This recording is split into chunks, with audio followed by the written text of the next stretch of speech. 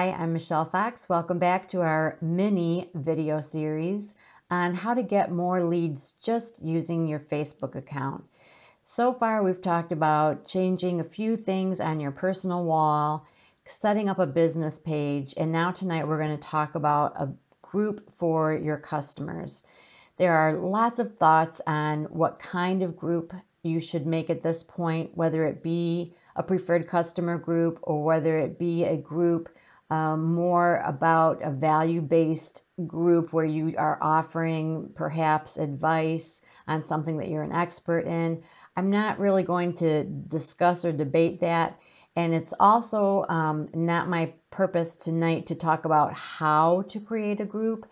Instead, I just want to point out some things for you to think about incorporating into your group so that you are positioned to get more leads. And I think that you will find that these small tweaks will make a big difference. And these are things that I had not heard of for years. And then when I did, it seems like, oh my gosh, it seems so obvious. It seems so simple. And yet, if nobody tells you, you don't know, right? So the first thought is that when you do create your group, you are going to create it from your business page. We've already discussed that, but I just want to reiterate it. The reason that is important is because when you are creating it from your business page, if you choose to go live, you will have the option of scheduling it in advance. You'll be able to use closed captions. You will have opportunities to well, I was going to say to use advertising, but that's more on your business page. But the tools that are available to you as an administrator of that page are different when it comes from you as a business page compared to you as a personal page. So whether you understand all of the options that are available right away, if you set it up that way, it will just be easier and better in the long run. It's also cool because on your business page, when people visit your business page, which is usually the first starting point because your group is going to be private, when they go to your business page, they can see your groups. So the thought is this: you have your personal wall where people that know you already are hearing a little bit about the things that you're interested in, the things that you're doing. They're sort of getting a little bit of exposure to your business.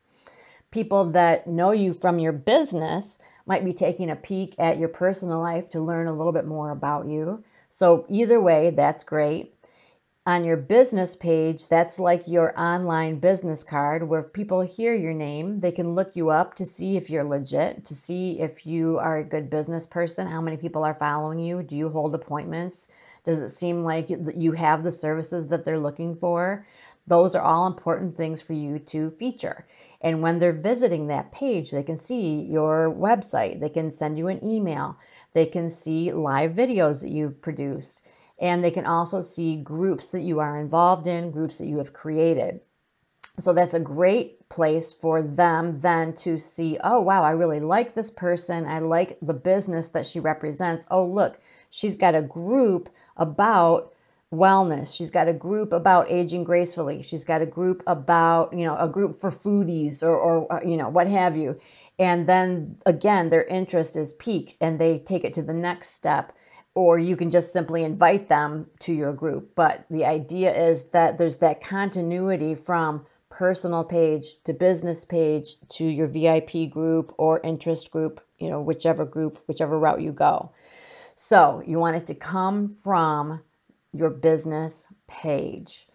Not a big difference. It's just that you have to make sure that instead of initiating the creation of your group when you're in your personal profile and your personal wall, you need to be in your business page, and right from that page you can create a group from there, and the rest is relatively self-explanatory.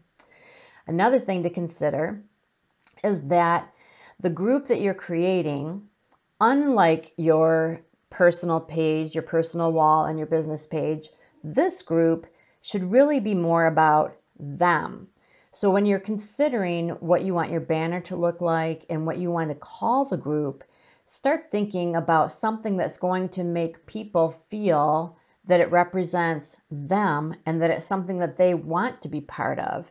So would you want to be part of Michelle's preferred customers, or would you rather be part of Ageless Beauty or Women Empowered or Positive Thinkers Forever, whatever. The thought being, again, that in this case, you're not, having the spotlight on you, but you're turning the spotlight to them and saying this group is for you. And this is what it's offering, and this is what it represents. And so you want the title to represent that, like they're joining a club. And so that they feel excited that they are going to be part of the club, that the club, the name of the club is something that they would be proud to carry, and that it's something that they want to join. You see what I'm saying?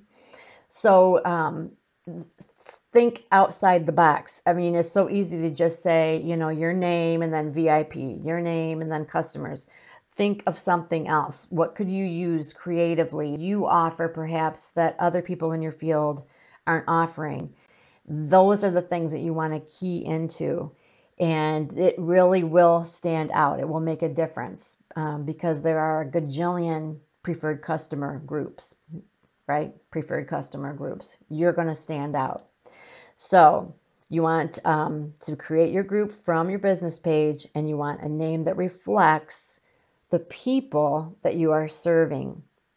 You also want to create, this is number 3, you want to create a welcome video and pin that to the top of the page. There's a way to have it be an announcement so that whenever people join that group, that's the very first post that they see, always.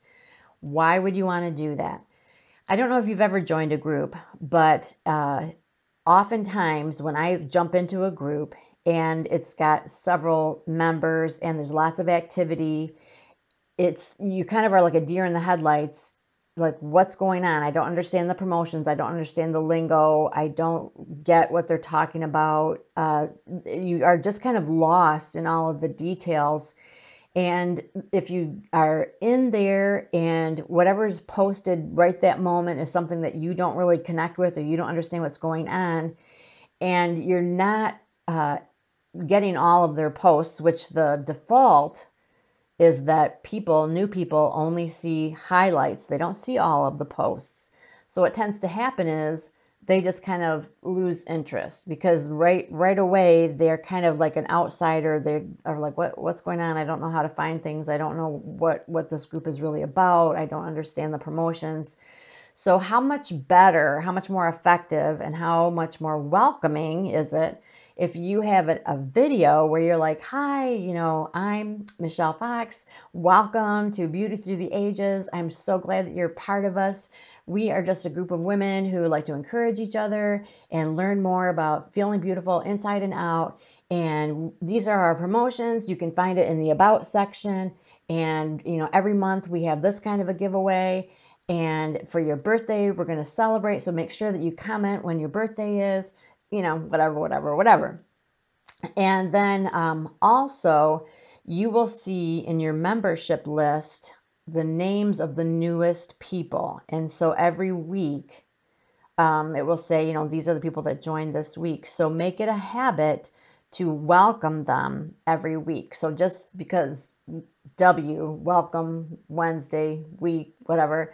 Wednesday is my day to do that. So welcome Wednesday. That's every Wednesday I look and see who has joined within the last week, and I create a welcome post for them with their names tagged so that they for sure see that post and they feel welcomed. And sure enough, the rest of the members, like and comment and say, oh, welcome. And it's really fun, and it definitely gives it a sense of community. And I make sure that way that new person is getting the messages, that they have one more chance to, connect.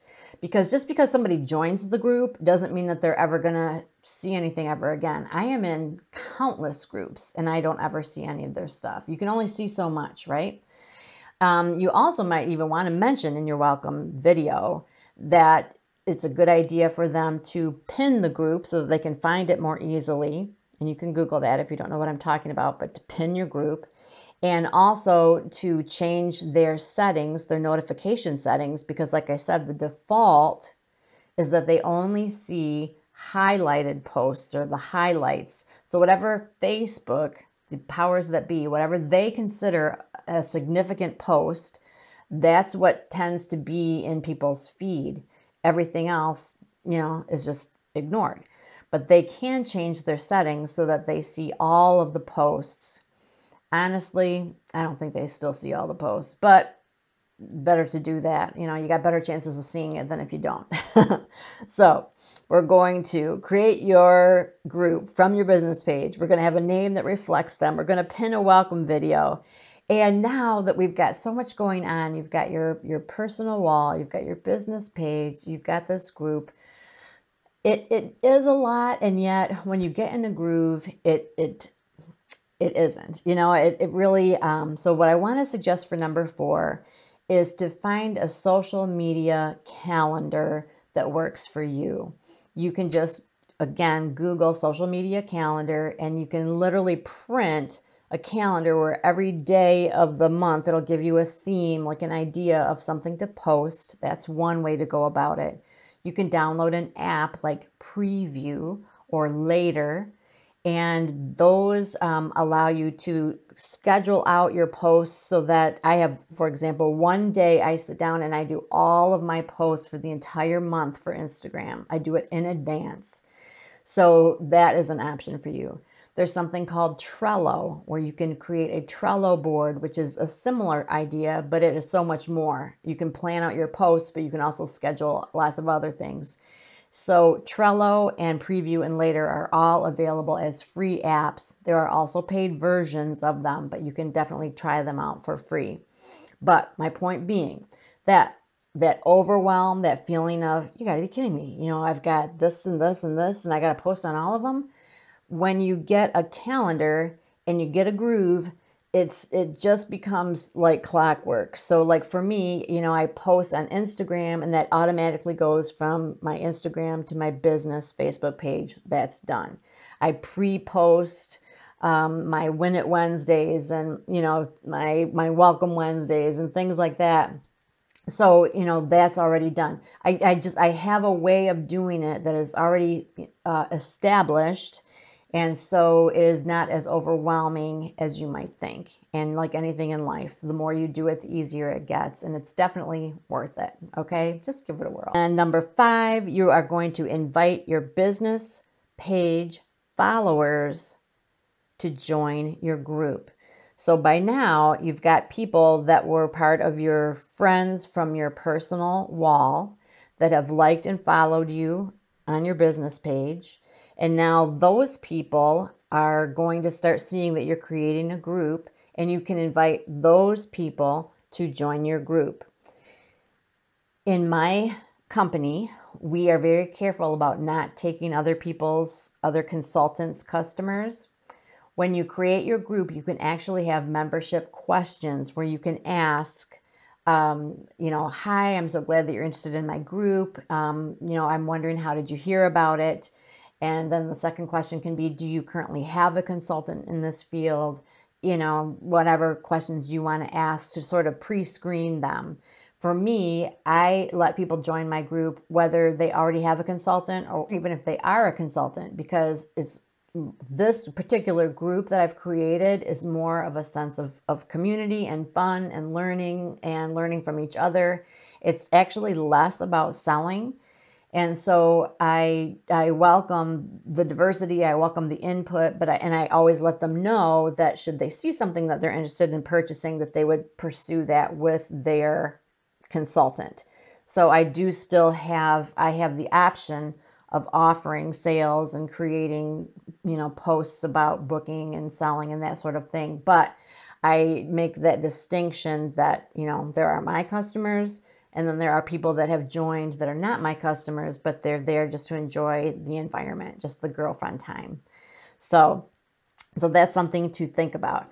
But that's pretty much the whole flow that has really worked for me, is that as my friend base has grown on my personal wall, I've been able to then invite them to like and follow my business page, and that's been fairly natural. And then as I've seen them interact in any way on that business page, then I've taken those people and invited them to my VIP group. And then in there is where I'm getting to know them even better and offer them samples and, have an appointment with them, and et cetera, et cetera.